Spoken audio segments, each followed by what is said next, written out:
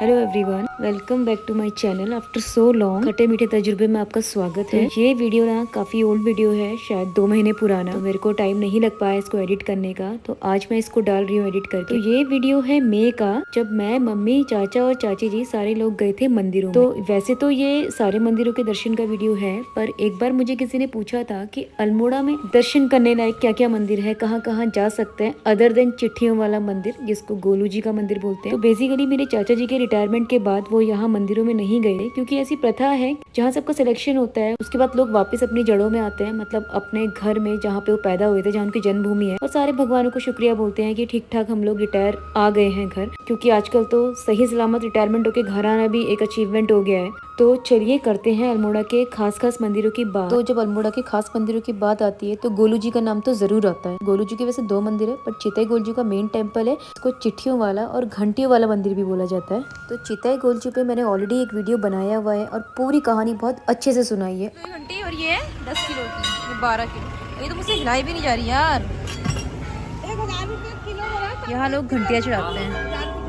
ये है घंटियों वाला मंदिर। तो अगर आप पहाड़ से हैं और खासकर अल्मोड़ा से हैं तो ऐसे बोलते हैं, जब भी आप सारे मंदिरों में दर्शन करने का सोच रहे हो, तो आप स्टार्ट करते हो चितई गोलजू के मंदिर से। तो पहले आपको चितई गोलजू के मंदिर जाना होता है और फिर आप बाकियों के मंदिर में दर्शन करते हो। और सारे मंदिर एक ही दिन में कवर हो सकते हैं, क्योंकि सारे आसपास में ही हैं। तो गोलजू यहाँ के मेन देवता है, कुलदेव है सबके यहाँ। मैंने सारे वीडियोस का लिंक जो है वो डिस्क्रिप्शन में ऑलरेडी दे दिया है। और चितई गोलजू के जो मंदिर की कहानी है ना, वो भी मैंने 2 साल पहले सुनाई थी अपने वीडियो के माध्यम से, तो उसका लिंक भी मैंने दे दिया डिस्क्रिप्शन में। और आप ना चितई गोलजू की कहानी जरूर सुनिएगा अगर आपने नहीं सुनी है। एक राजा होता था और उसकी बहुत सारी रानियां होती थी, और कैसे उनकी कोई औलाद नहीं होती थी, और फिर उनका एक बेटा हुआ जो गोलजू के नाम से फेमस हुए, जिनका ये आज मंदिर है। तो डिटेल स्टोरी आप सुनिएगा अलग से, मैंने जो वीडियो बनाया है उसमें। फिलहाल हम चलते हैं और करते हैं यहाँ के दर्शन। और आप देख सकते हो कितनी सारी चिट्ठियाँ, लाखों के हिसाब से चिट्ठियाँ हैं। लोग स्टैम्प पेपर में लिख के चिट्ठियाँ डाल जाते हैं, लोग अपनी मन्नतें मांगते हैं चिट्ठियों के जरिए, कुछ लोग शुक्रिया भी करते हैं। तो आप चिट्ठियाँ देख के अंदाजा लगा सकते हो कि यहाँ कितनी आस्था है और कितना विश्वास है लोगों का यहाँ पे। और घंटियां चढ़ाई जाती है आपकी कोई मन्नत पूरी होती है। तो जब भी आपने कोई मन्नत मांगी है और अगर वो कार्य आपका पूरा होता है, सिद्ध होता है, तो आप फिर यहाँ पे एक घंटी चढ़ाते। वैसे तो आप कुछ भी कर सकते हो, कुछ प्याऊ लगवा सकते हो, कुछ भी आप अच्छा काम कर सकते हो, पर मेनली यहाँ पे लोग घंटियां चढ़ाते हैं अगर उनकी मन्नतें पूरी हो। कोई लोग घंटियों पे नाम गुदवा के भी यहाँ पे टंगवाते हैं। तो इतनी आस्था, इतना विश्वास है लोगों का यहाँ पे, क्योंकि इनको न्याय के देवता बोला जाता है, न्यायकारी देवता है। तो यहाँ पे आप देख सकते हो कि इतनी ज़्यादा घंटियाँ बांध दी गई एक स्टैंड में कि पूरा स्टैंड लुढ़क गया और गिर गया, और थैंकफुली किसी को लगी नहीं। तो फिलहाल हम चलते हैं आगे की ओर दर्शन करने के लिए। वीकेंड्स पे यहाँ बहुत ज़्यादा भीड़ होती है। पहले यहाँ बलि प्रथा भी थी, पर अब बंद कर दिया गया है। लोग यहाँ पे सिर्फ नारियल चढ़ाते हैं। तो हम फटाफट करते हैं दर्शन और फिर चलते हैं अपने अगले मंदिर की ओर। आज कंपेरेटिवली भीड़ बहुत कम है, अदरवाइज यहाँ बहुत भीड़ होती है। चाचा फोड़ रहे हैं नारियल। भाई ये नारियल फोड़ने का पत्थर है। ओ बंदर, थोड़ा सा दे देना इसको, कोई बात नहीं, बड़ी है कि वाह ये तो प्यारा पेड़ है।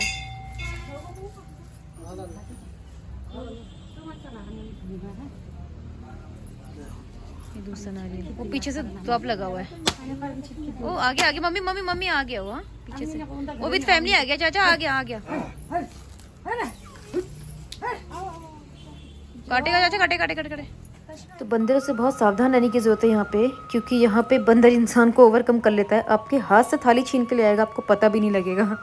तो हमने किए फटाफट दर्शन और चढ़ाया नारियल और घंटी। उसके बाद हम चल पड़े अगले मंदिर की ओर। तो जब हम चितई मंदिर से वापसी की ओर लौटते हैं अल्मोड़ा की ओर, तो रास्ते में एक और मंदिर पड़ता है, उसे बोलते हैं गोलजू का मंदिर। तो ऐसा बोलते हैं जब भी आप चितई गोलजू जाते हो तो वापसी में, जाते समय नहीं, जाते समय सबसे पहले चितई गोलजू, वापसी में आपको इस मंदिर में जरूर आना होता है। जैसे आप वैष्णो देवी जाके भैरव मंदिर जाना जरूरी होता है, वैसे ही आते समय यहाँ पे दस्तक देनी जरूरी होती है। तो ये मंदिर बिल्कुल ऑन रोड है। जब आप चितई गोलजू टेम्पल से वापस आएंगे तो रास्ते में आपको मंदिर का मेन गेट दिख जाएगा। तो ये वही मंदिर है और बहुत ही सुंदर नज़ारा है यहाँ पे टेम्पल से। तो ये भी एक टेम्पल है और इसकी भी शायद कुछ कहानी होगी जो मुझे नहीं पता है। किसी को पता है तो प्लीज़ कमेंट सेक्शन में ज़रूर डालिएगा।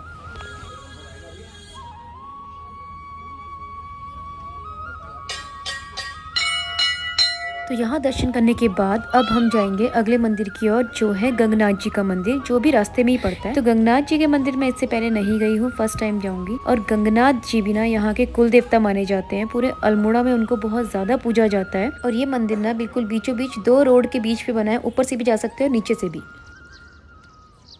वो है गेट, वहाँ से है ऐसा रास्ता, पगडंडी ट्रैक है ये भी मंदिर में आने के लिए।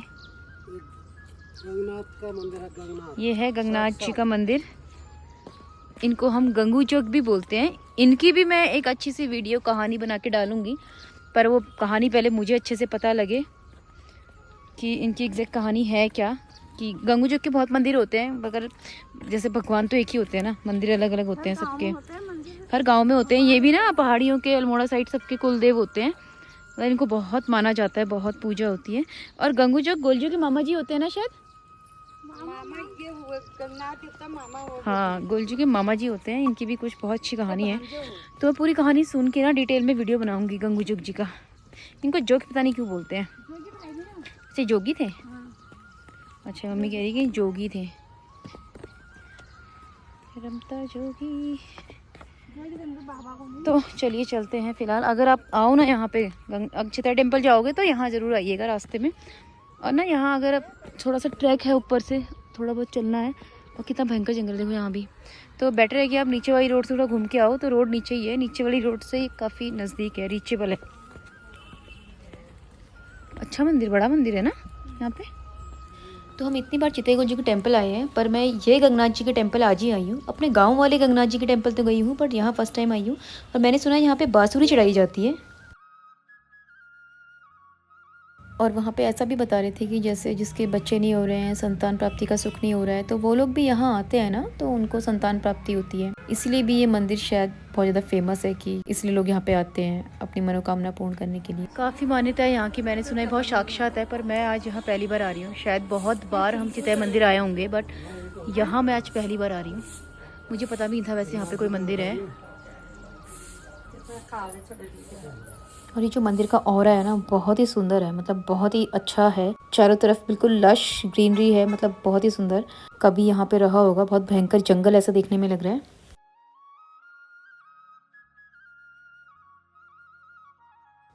और ये है नीचे वाली रोड। तो एक रोड जाती है पिथौरागढ़ की ओर और एक जाती है एनटीडी अल्मोड़ा की ओर।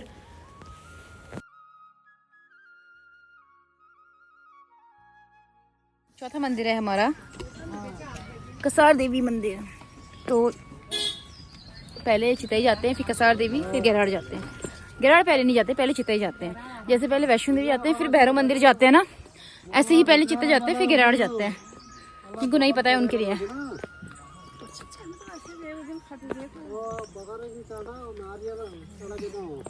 तो अब जा रहे हैं कसार देवी मैया की ओर। और जैसा कि सबको पता है, मैया हमेशा ऊंचे डेरों में रहती है, ऊंचे ऊंचे भवनों में। तो अभी थोड़ी सी चढ़ाई चढ़ के जा रहे हैं। और ये एक ऐसी जगह है जिसमें मुझे हर बार आके बहुत सुकून मिलता है, स्पेशली जो ऊपर शिव जी का मंदिर है वहाँ पे जाओ, थोड़ी देर बैठो और क्या आनंद आता है इस जगह पे। तो ये भी हमारी कुलदेवी हैं। और सारे अल्मोड़ा के मंदिरों में से एक मंदिर ये भी है जहाँ हमें जाना ज़रूरी होता है, क्योंकि ये भी कुलदेवी हैं। और पूजा पाठ हमारी सब हो चुकी है, अंदर में दर्शन कर लिए हैं। और बाहर देखो, इस पेड़ में कितने मन्नतों की चुन्नियाँ टंगी हुई हैं। लोगों ने मन्नतों की चुन्नियाँ बांधी हुई हैं। पहले इसमें नहीं बांधते थे, बट अभी कुछ सालों से मैं देख रही हूँ लोग काफी चुन्नियाँ इस पे बांध रहे हैं। या हो सकता है पहले मैंने ध्यान नहीं दिया हो, अब ज्यादा चुन्नियाँ हो इसलिए ध्यान जा रहा है। तो ये है एग्जैक्टली नज़ारा कसार देवी मंदिर का। तो ऐसा कहते हैं कि जब हमारे आसपास के इलाकों में सबसे पहले फोन आए, आई थिंक मोबाइल डिवाइस की बात हो रही होगी, तो सबसे पहला टावर कसार देवी में लगा, क्योंकि आसपास की सबसे ऊंची पहाड़ी है और यहाँ से चारों तरफ बहुत अच्छे से सिग्नल पास होते थे। पहला टावर शायद यहीं पे हुआ करता था, अब तो खैर बहुत सारे टावर्स हो चुके हैं। और कसार देवी में दर्शन करने के बाद अब हम जा रहे हैं ऊपर की ओर। और ऊपर है शिव जी का मंदिर, जैसा कि मैंने बताया था।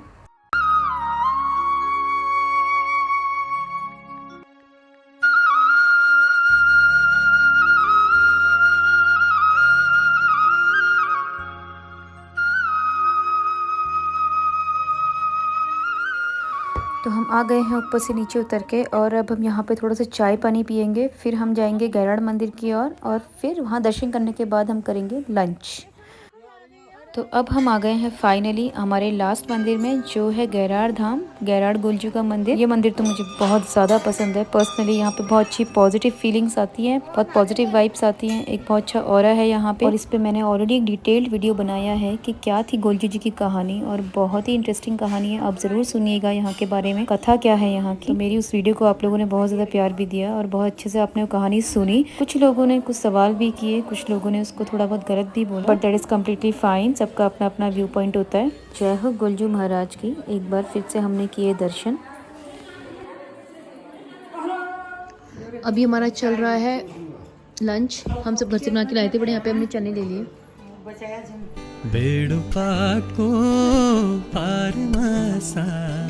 तो खाना खाने के बाद आधा पौन घंटा हमने किया रेस्ट सुकून से पेड़ों की छांव के नीचे, क्योंकि गैराड़ गुलजू के जो ऊपर वाला जंगल है ना, बहुत ही सुंदर और बहुत ही शांत जंगल है। तो वहाँ पे थकान दूर करने के बाद फिर हम चल दिए घर की ओर, क्योंकि हमने आज सारे मंदिर अपने दर्शन कर लिए। तो जाते जाते हमने देखा रास्ते में कोई तो मशीन लगी थी। तो मैंने पूछा कि ये इसका क्या कर रहे हैं, तो उन्होंने मुझे बताया कि जो पाइन निडल्स होते हैं ना, जिसको पिरूक बोलते हैं, जो ये पाइन ट्रीज चीड़ के पेड़ की जो पत्तियां होती है ना, बिल्कुल सुई की जैसी, जब सूख जाती है तो ये ब्राउन हो जाती है ऐसी। तो इसको सारा इकट्ठा करके ना, इसको अच्छे से क्रश करके पीस के फिर इसके कोयले बनाए जाते हैं। तो अल्मोड़ा में कुछ तो नया स्टार्ट हुआ है कि इस पिरूल से, इस पाइन निडल से कोयले बनाए जाते हैं, जो बहुत ही अच्छे क्लीन कोयले होते हैं, जो एनवायरमेंटल फ्रेंडली भी होते हैं और जो काफ़ी अच्छे होते हैं। और इससे ना जो जंगलों में आग लगती थी ना, उससे भी काफ़ी फ़र्क पड़ेगा, क्योंकि सारा पिरूल सारा ये इकट्ठा होकर एक जगह आएगा।